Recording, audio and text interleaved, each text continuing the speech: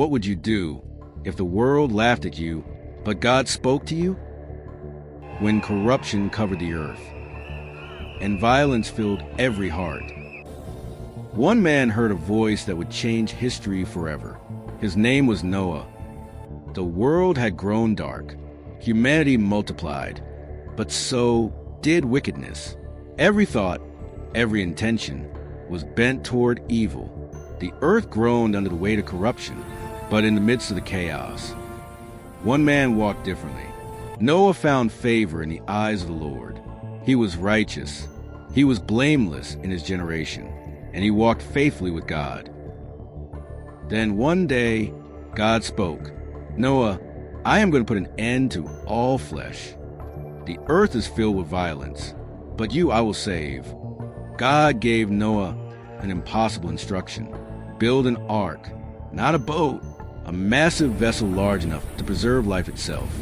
Noah stood in dry land, with no sign of rain, no sea nearby, and no support from the world around him. Yet he obeyed. Day after day, year after year, Noah and his family cut wood, measured beams, and raised the ark plank by plank. People mocked. They laughed. They questioned his sanity. But Noah kept building, not because it made sense, but because God had spoken. Then the moment came. Animals began to arrive, not by force, not by command, but by divine direction. Pairs of every kind, lions and lambs, birds of the air, creatures of the deep, from the smallest insects to the mightiest elephants. They walked into the ark. When the last door closed, God himself sealed it shut. Then the sky broke open. Rain poured, not for hours, not for days, but for 40 days and 40 nights. The fountains of the deep burst forth. Floodwaters rose. The earth disappeared beneath the waves.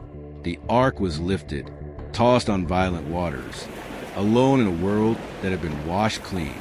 Inside, life was preserved. Outside, everything else was gone. At last, the rain stopped. Silence replaced the storm. Weeks passed, then months. One day, the ark rested on the mountains of Ararat. Noah waited. He released a raven, then a dove.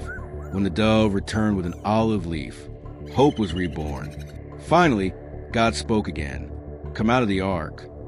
The earth was renewed. Noah built an altar. He worshipped, and God placed a rainbow in the sky, a covenant, a promise, a sign that judgment would never again destroy the earth by flood. The story of Noah reminds us, obedience matters, even when it's misunderstood. Faith is trusting God without seeing the outcome. Judgment may come, but mercy always leaves room for hope. God preserves those who walk with him. Noah didn't save the world with strength. He saved it with obedience. If this story inspired you, if it reminded you of the power of faith and obedience, subscribe to Ibidee Scriptales for more cinematic Bible stories that bring Scripture to life. Timeless truth, powerful storytelling, one story at a time.